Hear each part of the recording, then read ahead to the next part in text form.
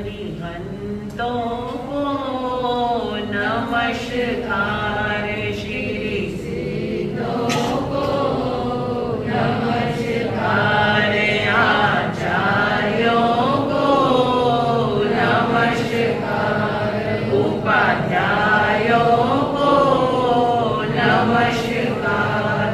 जग में जितने साधु गण हैं,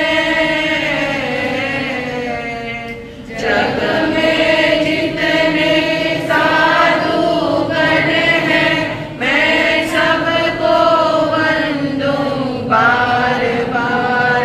अरिहंतों को नमस्कार, श्री सिद्धों को नमस्कार।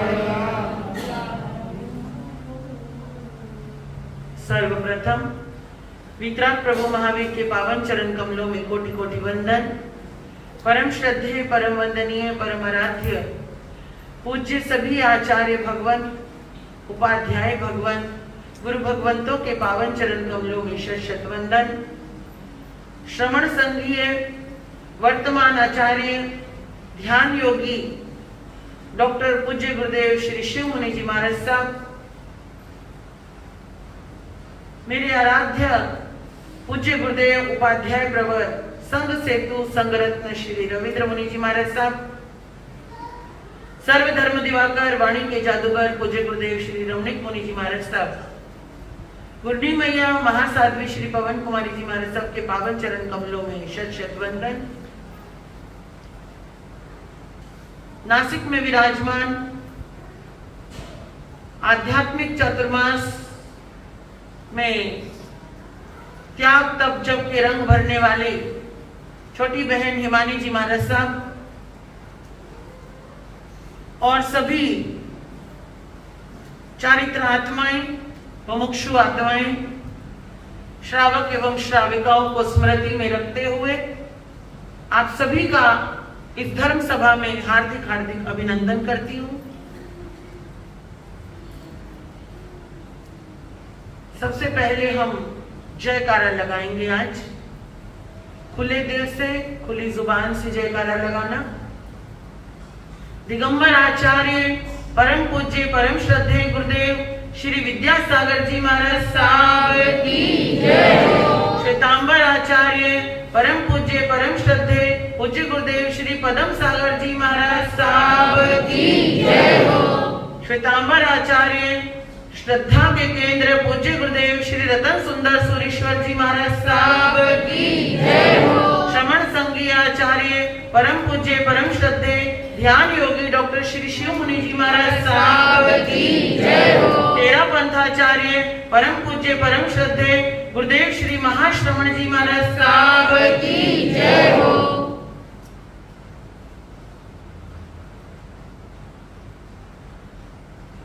चौथा रविवार चातुर्मास आरंभ होने के पश्चात आया है और आप सबको भी लाया है। नित्य प्रतिदिन जो आते हैं उनका हृदय में विशेष स्थान है और उनको मैं साधुवाद भी करती हूं। लेकिन जो अपना अमूल्य कीमती समय रविवार को निकाल कर आते हैं उनके लिए भी बहुत बहुत शुभकामना और बहुत बहुत साधुवाद करती हूं।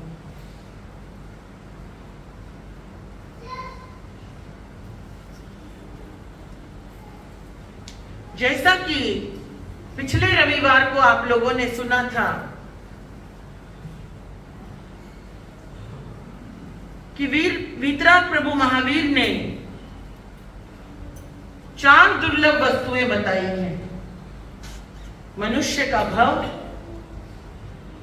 श्रुत का मिलना, सम्यक ज्ञान का मिलना, उस पर श्रद्धा का आना, और श्रद्धा आ गई तो भी जीवन में संयम का आना अत्यंत दुर्लभ है। सबसे पहला मनुष्य का भाव, जो कि आपने सुना कि जीव अपनी यात्रा को अविराम करता ही रहता है, क्योंकि वो कर्मों से आबद्ध है, कर्मों के चंगुल में फंसा हुआ है।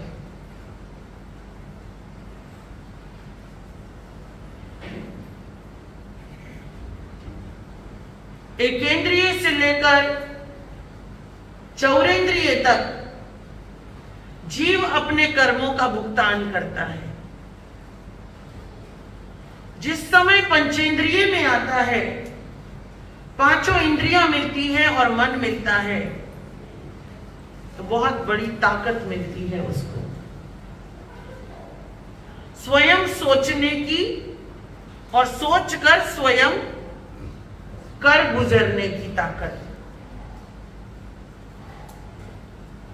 आपका तो विचार भी वहां नहीं जा सकता जहां से हमारे इस जीव ने, इस आत्मा ने यात्रा शुरू करी है।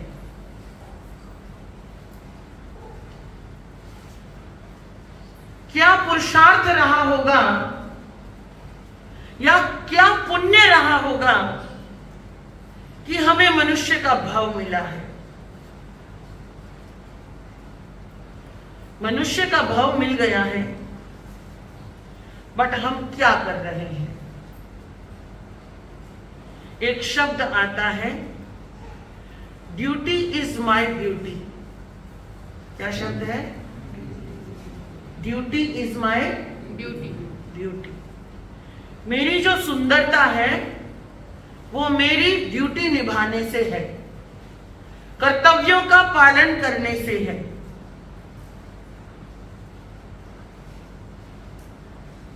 क्या कर्तव्य हो सकते हैं मेरे? सोच सकते हो? अगर सोच सकते हो तो बोल भी सकते होंगे। तो बताइए, प्रत्येक मनुष्य की क्या ड्यूटी हो सकती है? जैनत्व को एक साइड में रख देते हैं आज के दिन।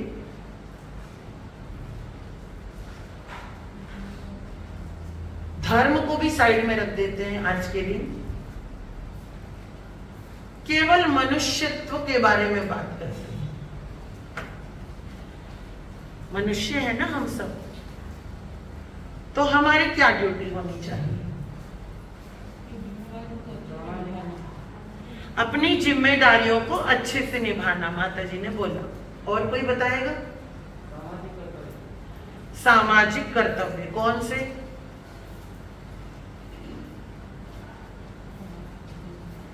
सामाजिक कर्तव्य भी तो बहुत सारे होंगे। एक गुरुकुल में 3 युवा पढ़ रहे थे। एक राजा का बेटा था, एक मंत्री का बेटा था और एक श्रेष्ठीवर्य का बेटा था, नगर सेठ का बेटा था। तीनों ही परम मित्र थे और 10-10 साल हो गए थे तीनों को पढ़ाई करते हुए। एक दिन गुरु से पूछा, गुरुदेव क्या हमारी पढ़ाई पूरी हो गई या अभी कितनी बाकी है? तो गुरु ने कहा, पूरी हो गई, कल तुम अपने घर जा सकते हो। बड़े खुश हुए तीनों और तीनों ने तय किया पूरा दिन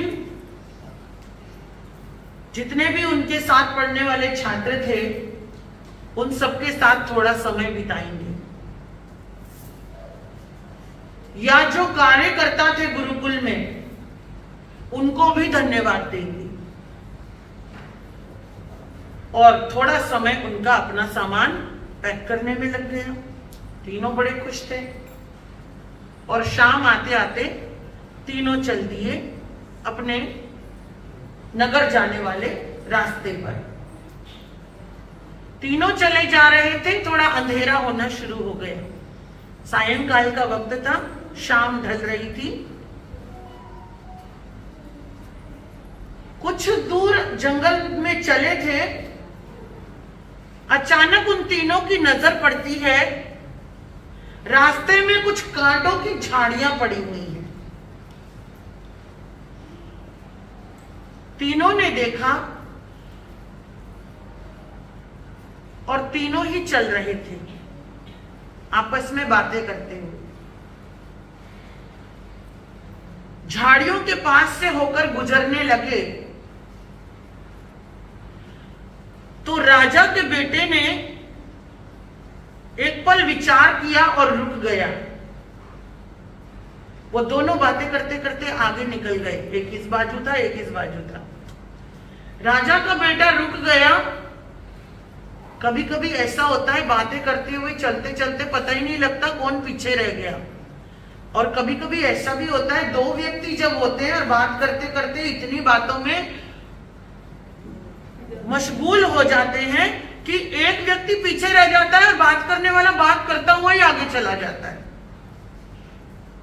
वो दोनों बातें करते करते आगे निकल गए और राजा का बेटा वहीं रुक गया। कुछ आगे जाकर उनको महसूस हुआ हमारा साथी, देखा तो क्या देखा उन्होंने कि वो राजा का बेटा उन कांटों को चुगकर साइड में डाल रहा था। वो दोनों वापस लौटकर आए, कहने लगे रात बढ़ रही है, अंधेरा बढ़ रहा है, जंगल का रास्ता है और तुम कांटे साफ करने बैठ गए। तो राजा के बेटे ने कहा अभी रात हुई नहीं है, होने वाली है, थोड़ी रोशनी है, तो मुझे कांटे दिख गए। मैंने सोचा हटा देता हूं, शायद रात्रि में कोई व्यक्ति आ रहा होगा और उसे ये कांटे नहीं दिखेंगे अंधकार की वजह से और उसका नुकसान हो सकता है, उसे चोट लग सकती है।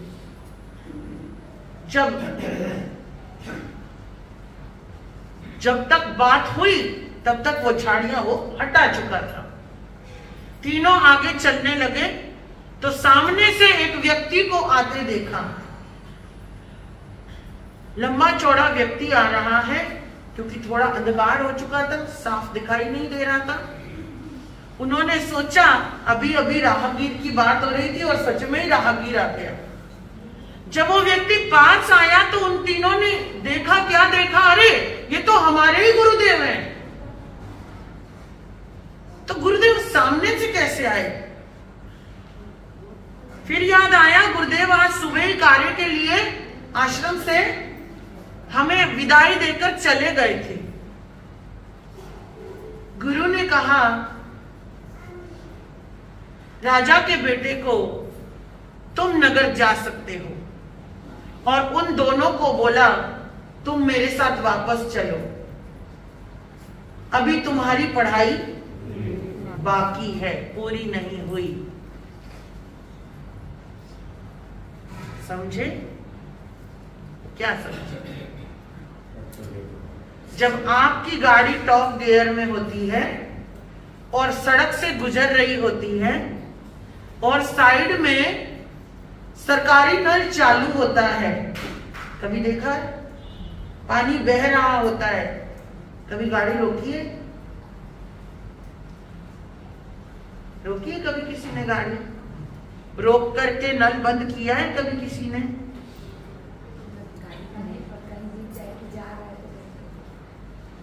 अगर पैदल चल रहे हो तो शायद फिर सोचोगे, बट गाड़ी में हो तो गाड़ी अपनी रफ्तार से निकाल दोगे, मगर उस नल को बंद करने की ड्यूटी किसकी है? है आपकी ड्यूटी या नहीं? या मोदी जी आगे करेंगे? क्योंकि स्वच्छता अभियान तो उन्होंने छेड़ा है ना, हमने थोड़ी छेड़ा है। पानी की सुरक्षा का अभियान उन्होंने, कहते हैं तीसरा वर्ल्ड वार होने की संभावना बनती जा रही है, और कारण पता है क्या होगा? आप सबको मालूम है, पानी। मैंने तो न्यूज सुनी थी और पढ़ी थी एक जगह, कुछ साल पहले एक न्यूज आई थी कि भविष्य में पानी बिका करेगा। और आज क्या हो रहा है? किसी ने नहीं सोचा था।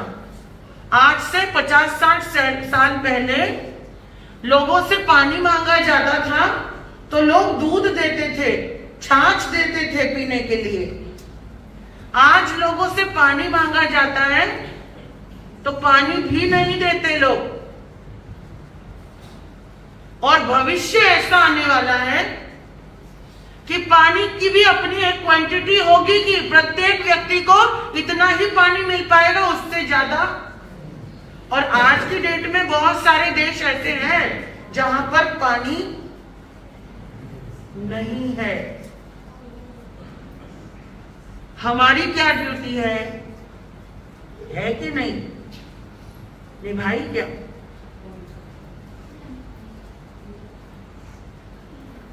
हम क्यों निभाएं? हमारा क्या काम है? हमें क्या पंचायती करने की पड़ी है? एक बागीचे के अंदर एक मुसाफिर चलता हुआ आया, प्यास लगी थी और उसने देखा बगीचे में एक कुआं है। कुएं के बाजू में एक बाल्टी भी रखी है, बाल्टी पे रस्सी भी बंधी हुई है। कुएं में झांक कर देखा तो पानी भी है, खुश हो गया। क्या लगी थी? प्यास लगी थी। लेकिन कुछ विचार आया और बैठ गया। थोड़ी देर में एक और मुसाफिर आया, उसे भी प्यास लगी थी। उसने पूछा, भैया कुएं में पानी है? पी सकते हैं? हाँ बिल्कुल पी सकते हो। क्या हुआ, प्यास लगी है? पहले ने पूछा। हाँ प्यास लगी है, इसीलिए पूछ रहा हूं। ठीक है, तो तुम निकालोगे तो थोड़ा मुझे भी पिला देना। उस व्यक्ति ने पहले वाले व्यक्ति को देखा, जवान है, हड्डा कट्टा है, हाथ पैर भी सही सलामत है।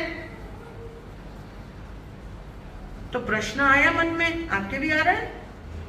क्या प्रश्न आ रहा है? प्यासे बैठे हो तो पानी खुद से क्यों नहीं पी रहे हो? और उसने पूछा, भाई दिखने में तो सही सलामत हो, बूढ़े भी नहीं हो, रोगी भी नहीं हो, कमजोर भी नहीं हो, हाथ पैर भी सही है, तो तुमने अभी तक पानी क्यों नहीं पिया? बोला, मैं तुम्हारा इंतजार कर रहा था। बोले, क्या तुम्हें मालूम था मैं आने वाला हूं? बोले, नहीं, कोई तो आता ना, पर्टिकुलर तुम नहीं, कोई तो आता। तो भैया तूने क्यों नहीं पिया? बोला, क्योंकि मैं अमीर ज्यादा हूं। क्या हूं? अमीर ज्यादा। मैं अमीर ज्यादा हूं और मैं पानी खुद कैसे निकाल के पी सकता हूं। तो उस व्यक्ति को उसकी बात जची और वो भी उसके बाजू में बैठ गया। बोला, तू अमीर ज्यादा है, तू पानी नहीं निकाल सकता, तो मैं नवाब ज्यादा हूं, मैं भी पानी नहीं निकाल सकता। और वो बैठ गया। प्यासे मर रहे हैं दोनों। फिर कोई एक मुसाफिर चलते हुए फिर आया उस बगीचे में और उसने देखा 2 आदमी बैठे हैं।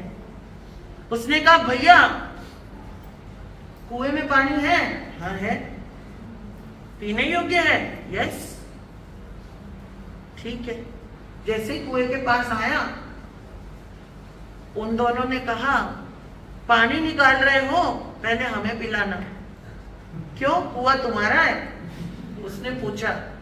नहीं, हमारा तो नहीं है। तो तुम प्यासे हो? बहुत तेज प्यास लगी और बड़ी देर से लग रही है, तो तुमने खुद क्यों नहीं पिया? 2 आदमी बैठे हो कि ये अमीर ज्यादा है और मैं नवाब ज्यादा हूं। तीसरा आदमी जो आया था ना, वो भी उनके बाजू में बैठ गया। उन्होंने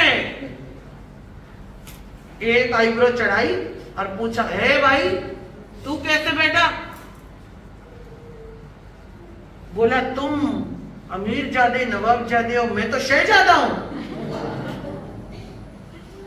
मैं तो शहजादा हूं। वो भी बैठ गया।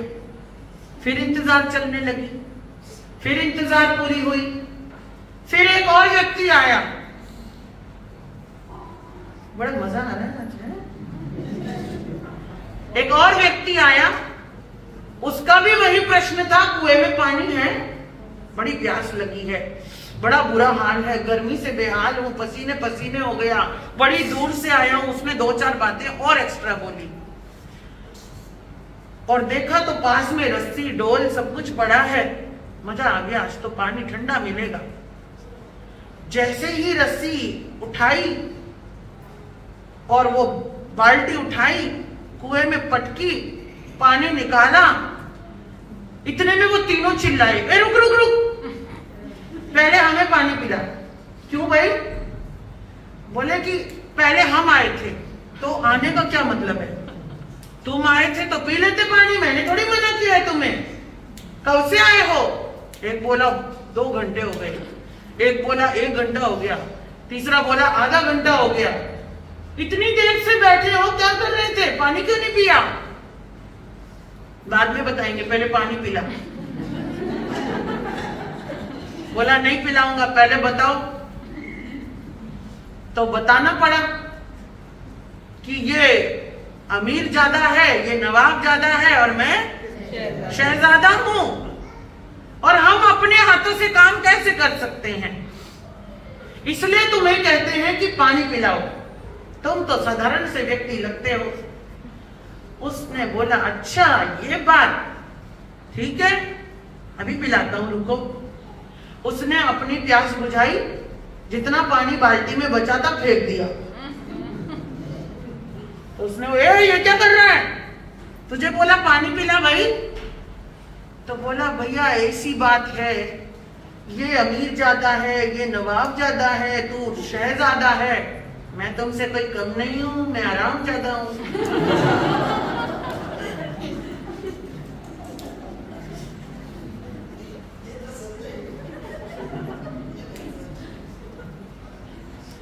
जो सोचा था वो बता दो।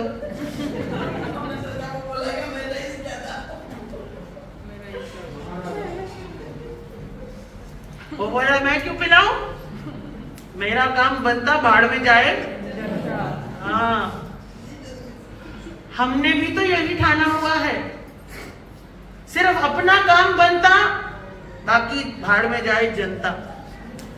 चाहते सभी हैं, चाहते सभी ने देश सुधरे, राष्ट्र साफ सुथरा रहे, एग्जाम्पल भी देते हैं, बहुत बड़े बड़े एग्जाम्पल देते हैं, परिवारों को एग्जाम्पल देते हैं, दुकानदारों को एग्जाम्पल देते हैं। कहीं लड़ाई चल रही हो तो वहां बैठकर प्रवचनकार बन जाते हैं, सलाहकार बन जाते हैं, हाँ, उलझने सुलझाने वाले बन जाते हैं।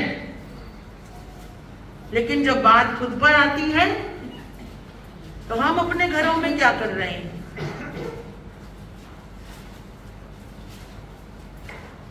सास वो जो बहू को सांस ना लेने दे,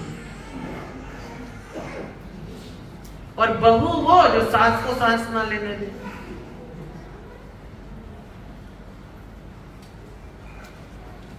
हमारी भी ड्यूटी है।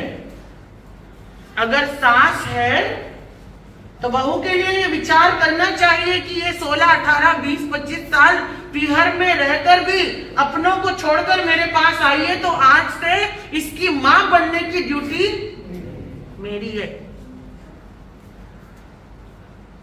ससुर को भी सोचना चाहिए कि जैसे मेरी अपनी बेटी का प्यार है मुझे, ऐसे ही दूसरी भी मेरे,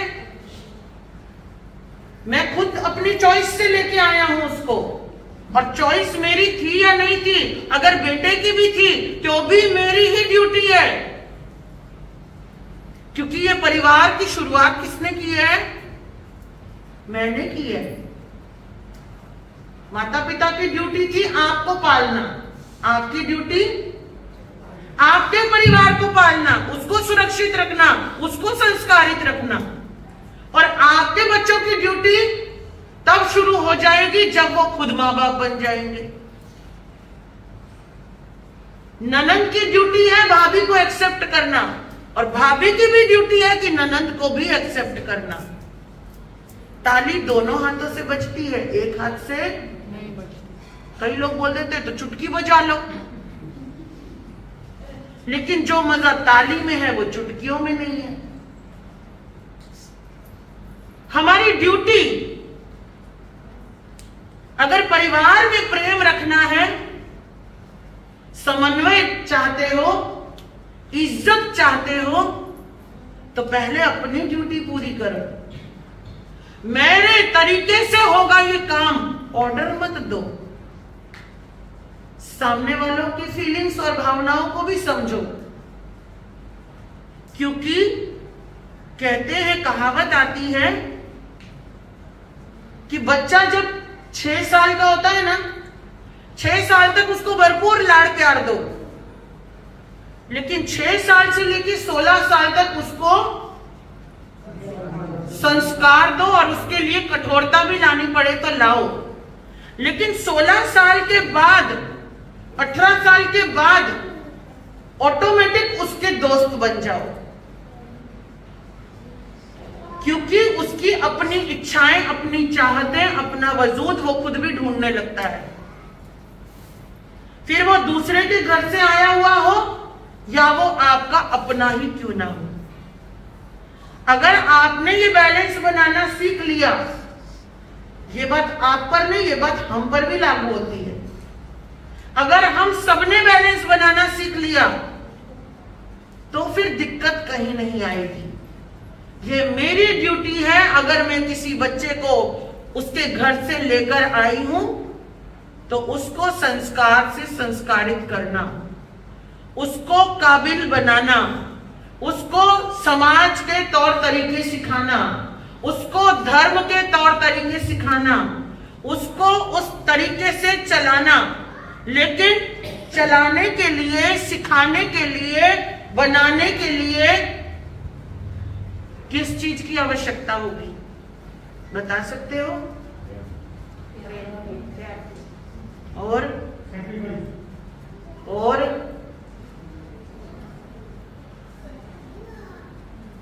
और मूल आवश्यकता क्या होगी? सहनशीलता, सैक्रिफाइस, हाँ, अपनापन, प्रेम। उससे पहले आवश्यकता होगी मुझे मेरी ड्यूटी समझने की, आवश्यकता होगी मेरे खुद से चलने की, मेरे खुद से करने की। अगर मैं बड़ों से तरीके से बात करूंगी तो ये लोग भी करेंगे। अगर मैं छोटों को प्यार दूंगी तो ये लोग भी देंगे। अगर मैं बैठकर पढ़ाई करूंगी तो ये लोग भी पढ़ेंगे। अगर मैं प्रवचन कर रही हूं तो कहीं ना कभी ना कभी ये लोग भी करेंगे। मैं और मेरी बहना हिमानी जी महाराज साहब, मेरी दीक्षा 12 साल में हुई, उनकी दीक्षा वो जब 16 साल की थी तब हुई। 4 साल का दीक्षा का अंतर है, उम्र में 1 साल 10-12 महीने का अंतर है। गुरनी जी जब गए तब मैं 24 साल की थी, वो 23 साल की थी। गुरनी जी की मेहनत और उनकी गाइडेंस का परिणाम था कि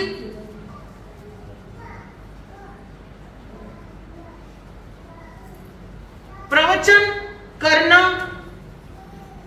उन्होंने जिस समय दीक्षा हुई थी उसी समय से ही चालू करा दिया था। जाने वो क्या सोचते थे, गुरु तो गुरु होते हैं, वो वही सोचते हैं, वही जाने। बहुत लोगों ने कहा महाराज इसके तो पढ़ने का टाइम है, महाराज ये क्या बोलेगी, महाराज इनका कौन सुनेगा। सुनने वाला भी तो चाहिए, सुनने वाले की भी कैपेसिटी होनी चाहिए कि ये कुछ भी बोल जाए और आप सुन पाओ, और सुनने के बाद इनकी प्रशंसा कर पाओ। आपका बेटा एक ही दिन में व्यापारी नहीं बनता, बहुत सारे माता पिता तो गोदी वाला बच्चा होता है तभी दुकान पे ले जाते हैं छुट्टी छुट्टी में, 2 घंटे के लिए, 3 घंटे के लिए। फिर जब वो 8, 9, 10 साल तक होने लगता है तो छुट्टी के दिन दुकान पे बिठाते हैं, साथ में देखता जा। बहुत सारे बच्चे इतने शार्प होते हैं कि देखते देखते कब वो व्यापारी बन जाते हैं, माता पिता को भी पता नहीं लगता। ऐसा ही हमारे साथ हुआ।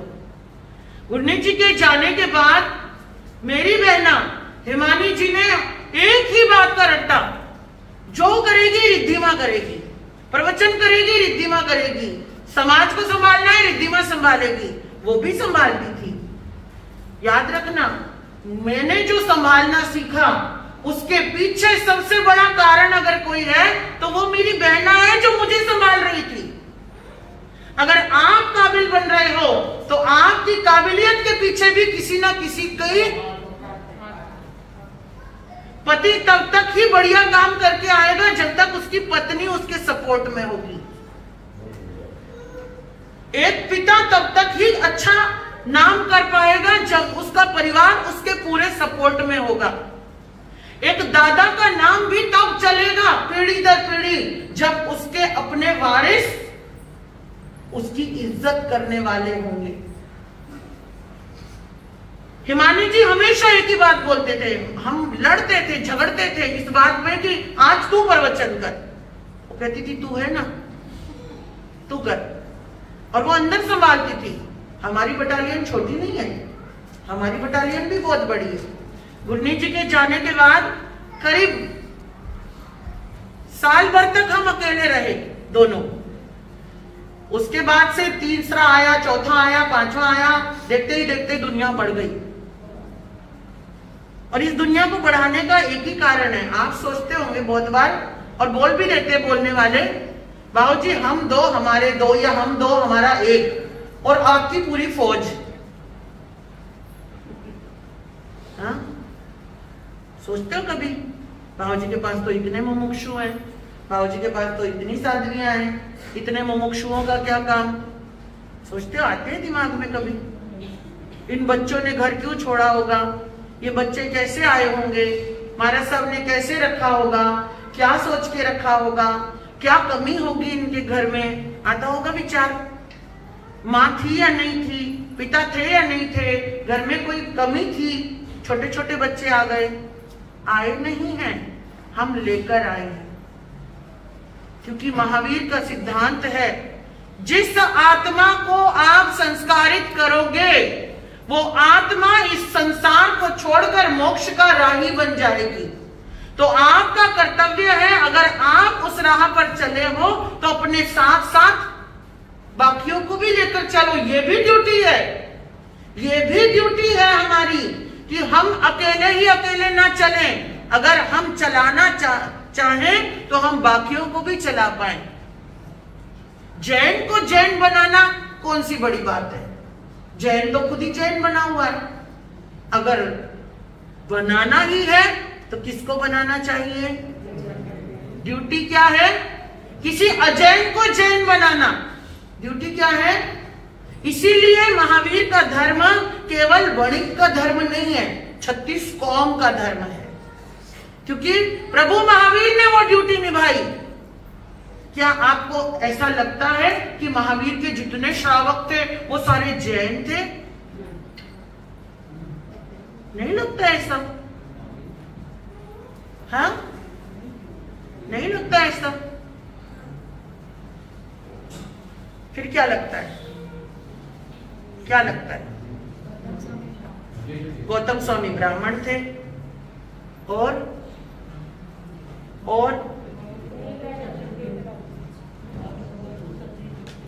महावीर भगवान क्षत्रिय थे खुद, और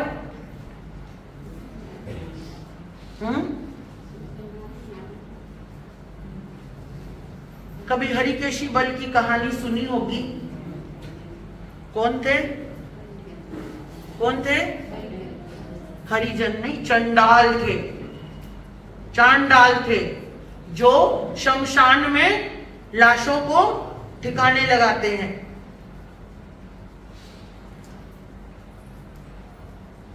गौतम स्वामी ब्राह्मण थे, आपके सामने उदाहरण है। और जितने श्रावक और श्राविका थे वो भी जैन नहीं थे। एक्चुअली में आगम में जैन शब्द आता ही नहीं है। 32 आगम, 45 आगम, कहीं पर भी जैन शब्द नहीं आता। शब्द आता है जिन। क्या आता है?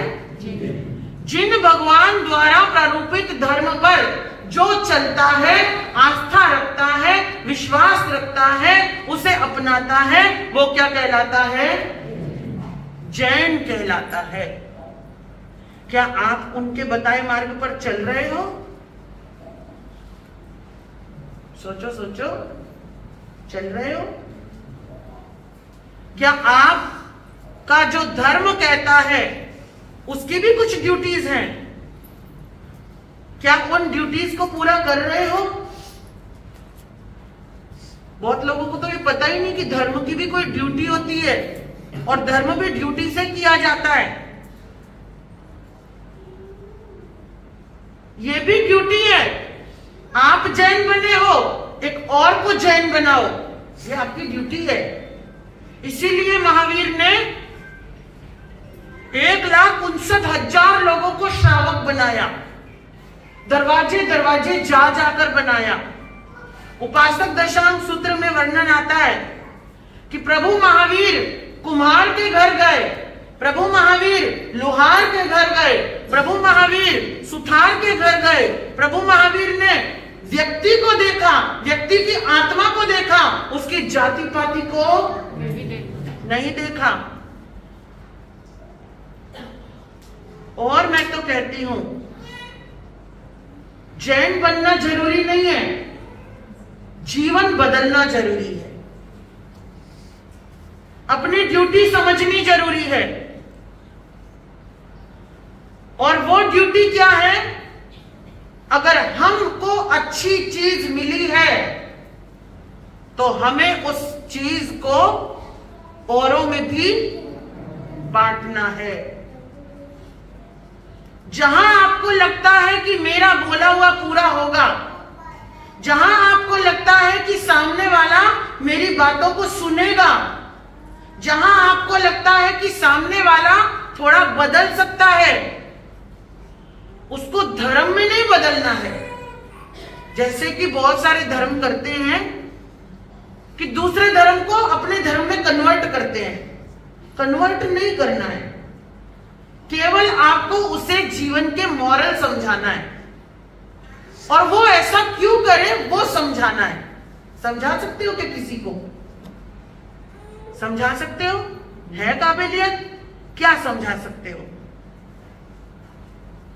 आरती जी बताओ, आप तो टीचर हो। सेल्फ अवेयरनेस वो कैसे होगी?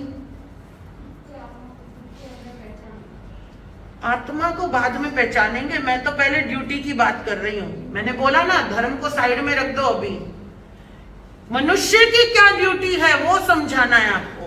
क्या समझा पाओगे? मनुष्य की क्या ड्यूटी है? Very good. और हाँ, जियो और महावीर का संदेश है, जियो और, क्योंकि आपके चारों तरफ बहुत सारे ऐसे लोग हैं जो मांसाहारी होंगे, ऐसे बहुत सारे लोग हैं जिनको केवल अपने से मतलब है, अपने परिवार से मतलब है। तो जियो और जीने दो, ये जो मंत्र है इसके पीछे बहुत बड़ा रहस्य है। अगर आप ये अपने अंदर काबिलियत रखते हो कि आप सामने वाले को बस इतना से समझा पाओ कि भैया आप भी जी लो और सामने वाले को भी, तो आप, सच बता रही हूं, जैन हो। आपने अपनी ड्यूटी निभा दी है। तो हमारा बस एक ही काम है कि हम अपनी ड्यूटी कर रहे हैं। मैं भी जानती हूं कि इस भाव में मुझे मोक्ष मिलने वाला नहीं है, क्योंकि पंचम काल है और मैं यहां हूं भरत क्षेत्र में, मोक्ष जाने वाली नहीं हूं। मैं भी जानती हूं कि मुझे भी पूरा ज्ञान नहीं है। मैं भी जानती हूं कि मेरा पूरा आचरण भी सही नहीं होगा, मैं जानती हूं। लेकिन मेरी वजह से, मेरे बोले हुए वाक्यों से, मेरे दिए हुए प्रेम से, मेरे दिए हुए साथ से शायद सामने वाला मेरे से आगे निकल सकता है। त्याग में, पचखाण में, जीवन जीने की कला में, धर्म में, विनय भाव में। तो ये मेरी ड्यूटी है कि जितने जीव आते जाएं उन सबको मैं बदलने की कोशिश करूं। और वो बदल हम तभी सकते हैं जब हमें हमारी ड्यूटी याद होगी। हम किसी के सहयोगी बने, विरोधी ना बने। सहयोगी बनने की जो ड्यूटी है हमारी, अगर वो सहयोग करना आ गया तो फिर बहुत सारी बातों से की चिंता खत्म हो जाएगी। आचार्य हरिभद्र सूरी जी ने एक ग्रंथ लिखा है। उस ग्रंथ में एक प्रश्न का उत्तर दिया उन्होंने कि मोक्ष में सबसे पहले कौन जाएगा। प्रश्न किया, मोक्ष में सबसे पहले कौन जाएगा? आप बता सकते हो मोक्ष में सबसे पहले कौन जाएगा?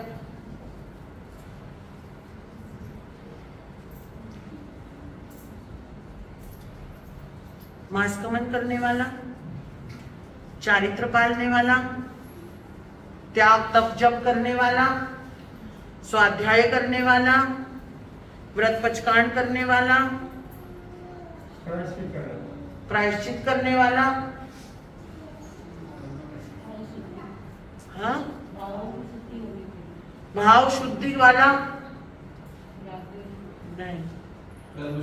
उन्होंने कहा जो सहयोगी होगा ना वो सबसे पहले मोक्ष जाएगा। एक देवरानी जेठानी आई है गुरु चरणों में। दोनों ने वंदन किया, दोनों ने सुख साता पूछी। देवरानी उपवास का पचकान लेने आई थी, जेठानी साथ में आई थी। गुरुदेव ने कहा क्या कर रहे हो? तो बोले वर्षी तप चल रहा है और आज क्या है? उपवास है।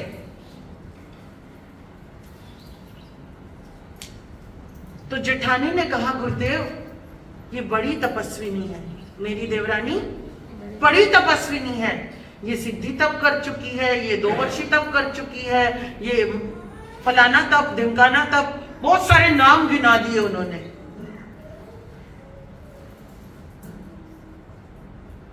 इतने सारे तप सुनकर के गुरुदेव कहने लगे वाह क्या बात है, धन्य हो तुझे। तो देवरानी की आंखों में आंसू आ गए। गुरु ने कहा क्या हुआ? तो उसने कहा गुरुदेव हमारे घर में 12 लोग हैं, जॉइंट फैमिली है, और 12 लोगों में हम दोनों देवरानी जेठानी। ये मेरी जेठानी, मेरी बड़ी बहन कहूं, मेरी मां कहूं, मेरी सहेली कहूं, क्या कहूं इनको, मेरे पास इनके लिए शब्द नहीं है। जब से मैं घर में आई हूं और जब से इनको पता लगा है, हमें आज 14 साल साथ में रहते हुए हो गए। जब से मैं घर में आई हूं, जितने इन्होंने तप गिनाए हैं वो अगर मैं कर पाई हूं तो वो मेरी ताकत नहीं है, वो ताकत किसकी है? वो मेरी जेठानी की ताकत है। क्योंकि इनके सहयोग के बिना मैं इतने तप नहीं कर पाती। गुरुदेव इन्होंने एक ही बात कही कि तुझे जो करना है कर, मैं हूं ना। गुरु ने जेठानी की तरफ आंख उठाकर देखा, क्या बोल रही है ये? तो जेठानी की आंखों में भी आंसू थे।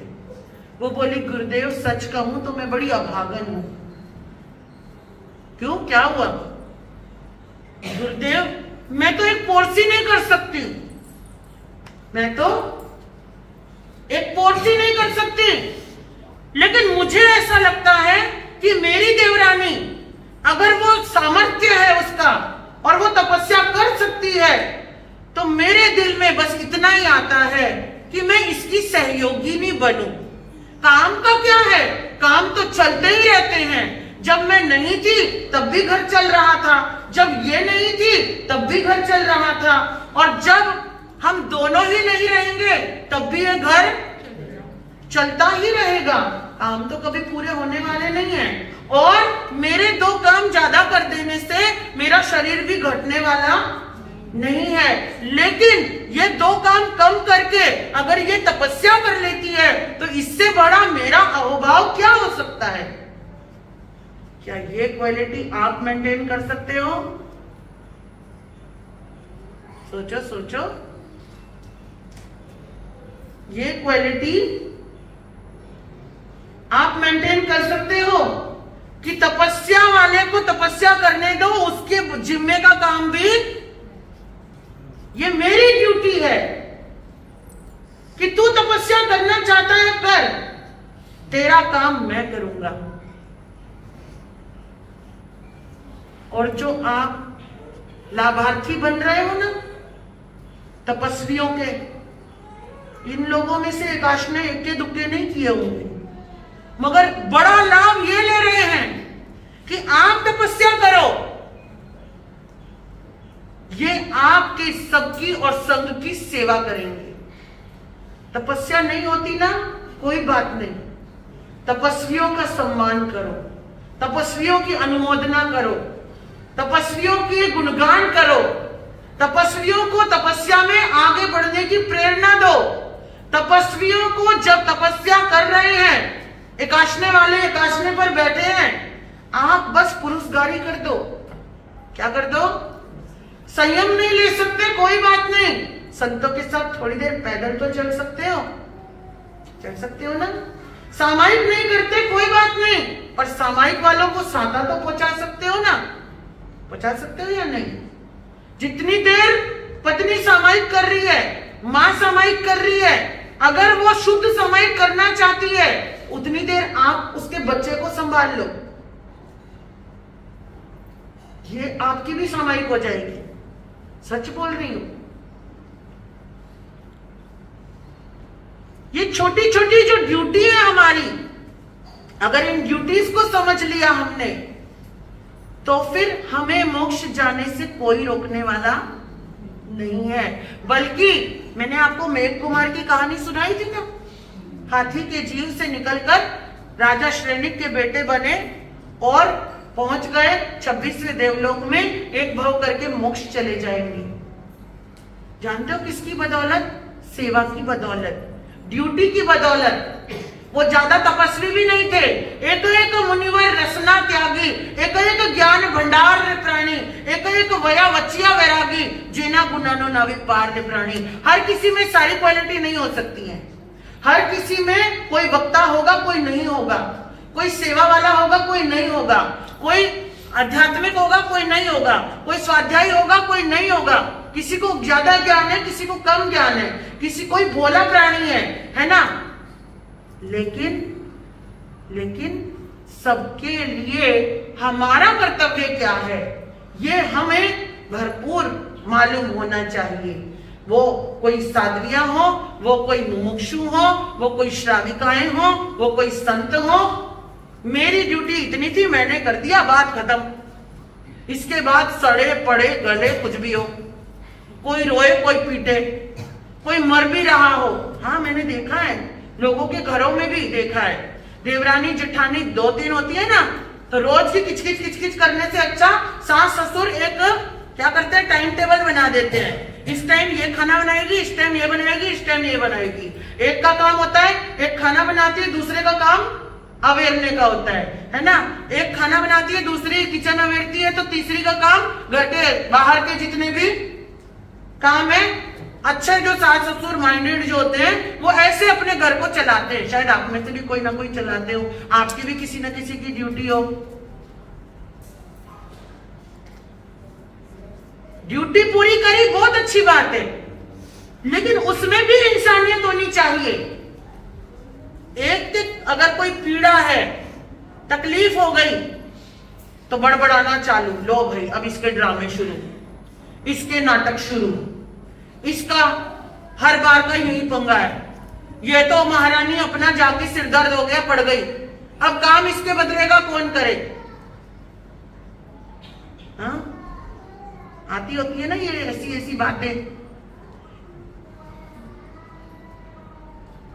नहीं, ठीक है, इंसानियत का एक नाता है, हो सकता है वो तकलीफ मुझे भी हो सकता है उस दिन ये मेरा काम कर दे, हो सकता है ना भी करे, सबकी अपनी अपनी अक्ल है। मुझे बस मेरा करेक्ट करना है, मुझे बस मेरा करेक्ट करना है, मेरा करेक्शन करना है, और ये मेरी ड्यूटी है कि मुझे मेरा करेक्शन करना है। अगर हम स्वयं के सहयोगी बन रहे हैं, हम दूसरों के सहयोगी बन रहे हैं, ये बात तो काम की इनकी हो गई। आपकी भी ड्यूटी है, आप पैसे कमाने जा रहे हो, है ना, व्यापारी हो, आपने अपने परिवार को चलाने की जिम्मेदारी ली है, बहुत अच्छी बात है, लेकिन उसके साथ साथ आपकी भी मॉरल ड्यूटीज हैं। अपने अड़ोसी पड़ोसियों का ध्यान रखना, अपने साधर्मिक बंधुओं का ध्यान रखना, अपने भाई बहनों का ध्यान रखना, अपने से नीचे वालों का भी ध्यान रखना, अपने से ऊंचे वालों का भी ध्यान रखना, जिसको जहां जरूरत हो। कभी कभी हम किसी के घर पर मौत के लिए जाते हैं, सामने वाला बहुत पुअर है लेकिन जैन समाज का है, इसलिए उसके घर गए, ठीक है। तो गुरुदेव कहते हैं ऐसे समय में अपनी एक ड्यूटी बनाओ, अपने समाज की एक ड्यूटी बनाओ। अगर ऐसा कोई घर है जहां आपके सहयोग की अपेक्षा है, एक बाबा जी थे, आगरा के रहने वाले थे, कभी अरबों खरबोपति थे और बाद में वो बिल्कुल शून्य पे आ गए। वो उनके अपने कर्म थे, इस जन्म के भी थे और पिछले जन्मों के भी होंगे शायद। पाप कर्म का कब उदय होता है नहीं मालूम होता, भरे घर के भंडार खाली हो जाते हैं। वो बाबा जी अक्सर बैठा करते थे और मैं उनके अनुभव सुना करती थी। और एक दिन उन्होंने बताया, महाराज दोस्त तो हम थे, हम 6 दोस्त थे और 6 दोस्तों में 2 बड़े अमीर थे, करोड़ोपति, बचपन के दोस्त थे, लंगोटिया यार जिसको बोलते हैं, बचपन के, गांव के, पड़ोस के, मोहल्ले के, बड़े हो गए। बड़े होने पर सबकी अपनी अपनी किस्मत है ना, सब अपना अपना भाग्य। 2 अरबोपति बन गए, 2 मिडल में रहे और 2 बहुत पुअर थे। लेकिन उन्होंने बचपन से एक वादा किया हुआ था, जब भी कहीं घूमने जाएंगे 6 की 6 साथ में जाएंगे। तो कभी कभी परिवार को भी लेके जाते थे, बैलेंस बनाते थे, और साल में 1 बार 2 बार 6 की 6 दोस्त भी जाते थे, अपने आनंद के लिए, अपनी मित्रता के लिए, अपनी दोस्ती के लिए। तो बाबा जी ने बताया मुझे कि महाराज, मैंने कहा तो आप इतने बड़े बड़े कहते, हमने पूरा यूरोप ट्रिप कर लिया, हमने पूरा एशिया ट्रिप कर लिया, हमने पूरा फॉरेन ट्रिप कर लिया। मैंने कहा तो आप तो अरबपति थे, कोई लखपति भी थे, बट उन 2 का क्या जिनके पास पैसे नहीं थे? तो बोले उनको भी कराया। तो मैंने कहा ये तो बहुत बड़ा एहसान हो गया। बोले ना, दोस्ती में कोई एहसान नहीं, हमने आज तक कोई एहसान एक दूसरे पे नहीं किया। मैंने कहा कैसे? बोले हमने एक ट्रिक निकाली हुई थी। क्या ट्रिक थी? एक रुमाल लेते थे, उसे बिछा देते थे और बिछाकर अपनी अपनी जेब में हाथ डालते थे और जेब में जितने भी पैसे हैं मुट्ठी में बंद करते थे और रुमाल के नीचे रख देते थे। मेरा सिर्फ मुझे पता है, बाकी 5 को नहीं पता है। और क्योंकि सब एक दूसरे की कमी जानते थे, एक दूसरे की कमजोरी भी जानते थे, और जब वो रुमाल हटता था तो वहां पैसे का जो ढेर होता था उस पे किसी का नाम लिखा हुआ नहीं होता था। और ऐसे वो क्या करते थे, अपनी दोस्ती को बढ़ाते गए, सहयोगी भी बनते गए और कोई एहसान भी नहीं रहा। कर सकते हो ऐसा? आज तो 10 रुपए का काम करेंगे, 100 रुपए का एहसान गिनाएंगे, होता है ना? और कोई वाक्य नहीं चूकता कि आप जहां अपनी बड़ाई ना ठोक दो। इतने आत्म प्रशंसा के भूखे हैं हम सब। तुझे याद है मैंने ये किया था। खुद ना बोलो, दूसरे से बुलवाओ, घुमा फिरा के बात वही ले आओ। ये भी हमारी ड्यूटी है कि हम काम करते चलें मगर खुद का बड़प्पन ना दिखाएं। ये भी हमारी ड्यूटी है, मनुष्य की ड्यूटी है ये। एक दुकानदार की दुकान पर एक व्यक्ति आया, फलों की दुकान थी। उस व्यक्ति ने दुकानदार से पूछा सेब कितने रुपए किलो है? किलो में मिलते हैं ना, गोवा में दर्जन में भी मिलते होंगे। तो उस व्यक्ति ने कहा 250 रुपए किलो एप्पल। ठीक है, 1 किलो तोल दो, मेरा बच्चों के लिए ले जाना है, फरमाइश आई है। इतनी देर में उसने वापस पूछा ये केले बनाना कैसे दिए? तो उसने बोला 50 रुपए दर्जन। तो उसने कहा ठीक है, 1 दर्जन बनाना भी दे दो। अभी बातें कर ही रहते, वो पैक कर ही रहा था कि एक औरत आई दुकान पे। उसने पूछा भैया सेब कैसे दिए? तो दुकानदार ने कहा बहन 10 रुपए किलो। कितने थे? 10 रुपए। कितने थे? और कितने बोले? 10। और उसने पूछा भैया केले? बेटा 5 रुपए के दर्जन। उसने कहा दे दो भैया। पैसे दिए, वो औरत लेके चली गई। पर जो आदमी पैक करा रहा था उसका माथा खराब हो गया। उसने उसका कॉलर पकड़ लिया। ओए क्या लफड़ा है? क्या लफड़ा है आपस में दोनों का? बोला छोड़ कॉलर, कोई लफड़ा नहीं है, मेरी बहन जैसी है। तो फिर रेट का क्या लफड़ा है? मुझे इतना महंगा और उसको इतना सस्ता? मतलब बिल्कुल ही गिरा दिया नीचे ही। 10 और 5 और मुझे 250 और 50। लूट रहा है क्या? बोला भैया बात ऐसी है, ये जो आई थी ना इसकी 5 बेटियां हैं और ये घरों में काम करती है, झाड़ू पोछा बर्तन कपड़े करके, अपनी हड्डियां गला करके, और ये काम करके अपनी 5 बेटियों को पाल रही है। और इसके पति की डेथ हो गई, 6 महीने हो गए। सबने बहुत सहयोग करने की मेरे जैसों ने कोशिश करी, लेकिन स्वाभिमानी इतनी है कि किसी से नहीं लेती और बोलती है जब तक दम में दम रहेगा अपने बच्चों को खुद कमाकर खिलाऊंगी। और भैया जिस दिन इसने ये बात कही ना उसी दिन मेरा दिल आ गया इस पर, मैंने बहन बना लिया इसको। और पर ये मुफ्त में लेके नहीं जाती, और पैसे लूं तो मैं कैसे लूं? भाई भी तो हूं, इसलिए मैं इसको जो रेट बोलता हूं ये वो दे देती है। तो मेरा कर्तव्य है कि मैं इससे कितना लूं। मैं अपना थोड़ा बहुत नुकसान तो झेल लूंगा क्योंकि मैं तो आदमी हूं, कमा सकता हूं। पर ये बेचारी अगर 300 रुपए के फल अपने बच्चों को खिलाएगी, समझ सकते हो ना, तो बाकी की परवरिश कैसे करेगी? और बच्चे तो बच्चे होते हैं, गरीब के हो या अमीर के हो, सबके सांझे होते हैं। बच्चे सबके अपने अपने होते हैं, एक जैसा मन होता है उनका। बच्चा ये नहीं देखता कि मेरे पापा की जेब में पैसे हैं या नहीं, बच्चा अपनी डिमांड रख देता है। होता है ना ऐसा?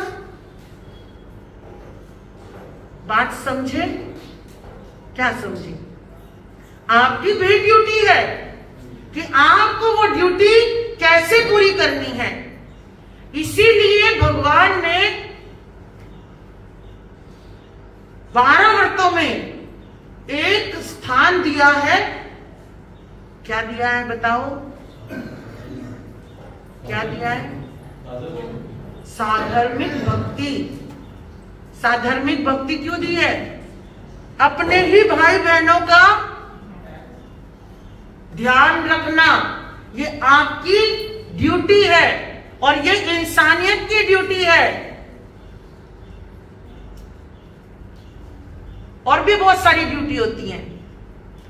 राष्ट्र को सुरक्षित रखना है तो साफ सफाई का ध्यान रखना, वृक्षों का ध्यान रखना, पानी का ध्यान रखना, हवा प्रदूषण का ध्यान रखना, राष्ट्र का ध्यान रखना। ठीक है, बोलने से कुछ नहीं होता।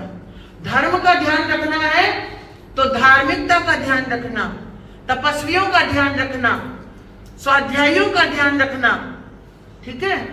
राष्ट्र हो गया, धर्म हो गया, परिवार की ड्यूटी है कि परिवार में आपस में अंडरस्टैंडिंग कैसे रहे, आपस में प्रेम कैसे रहे, प्रीति कैसे रहे, एक दूसरे से बातचीत कैसे होती रहे, इस बात की ड्यूटी भी आप ही की है। ये नहीं कि दो में लड़ाई हो गई, भैया आज के बाद तू उसको ने तू उसको ने, बात करने की जरूरत नहीं है। अगर तुम दोनों मुझे दिख गए ना बात करते हुए, फिर मेरे से बुरा कोई नहीं होगा। नहीं, उसी समय खड़ा करो, उसी समय बातों को सुलझवाओ, उसी समय गले लगवाओ, उसी समय एक दूसरे से सॉरी बुलवाओ, उसी समय बात खत्म करो। अगर ये संस्कार दे दिया तो ज्यादा देर घरों में कलुषता नहीं बढ़ेगी, वैमनस्यता नहीं बढ़ेगी।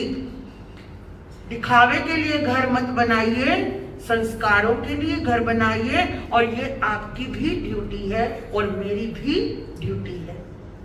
तो आज की बात इसीलिए ये टॉपिक लिया मैंने कि अगर हम इंसान बन गए सच में, तो हमें भगवान बनते देर नहीं लगेगी। पहले इंसान बनना जरूरी है। तो आपके लिए आज के लिए इतने ही बात काफी है। और आज देखो सहयोगी की बात करी है, तो आज आपके सहयोग की भी आवश्यकता है। हमारे महावीर जी जिनकी दुकान पे उठा दो रे कोई एक भाई है जो अपनी ड्यूटी निभा रहे हैं, बट उनकी माता जी जिनको कैंसर की आखिरी स्टेज है ना, और उनके लिए आर्थिक सहयोग की आवश्यकता है, क्योंकि वो एक ही दुकान पे काम कर सकते हैं और दुकान वाला भी अपने हिसाब से ही दे सकता है ना, वो भी हद से ज्यादा तो नहीं दे सकता। पर बूंद बूंद करके क्या हो जाता है, सागर भर जाता है। सागर तो गोवा में ही है। बूंद बूंद करके घड़ा भर जाता है, सागर भर जाता है। तो आज उन बूंदों की आवश्यकता है और आपकी ड्यूटी में आपके अलर्टनेस की आवश्यकता है। तो कुछ नाम आए हैं, वैसे तो ये नाम आप बता देना, है ना, पैसे की वो मेरे से मत करवाओ, मैंने मेरा काम कर दिया है। तो आज का आपका सबका कर्तव्य भी है और नियम भी रहेगा कि हमें आज हमारी ड्यूटी निभाते हुए हमारे एक साधर्मिक की सेवा करने का जो मौका मिला है, उस मौके को पूरा करना है, उसके आर्थिक सहयोगी बनना है और जितना भी आपसे हो पाए ज्यादा से ज्यादा आप जरूर करना, ठीक है। तो बस यही बात है। अब मैं किसको भजन बोलवाना, मनीषा जी, मनीषा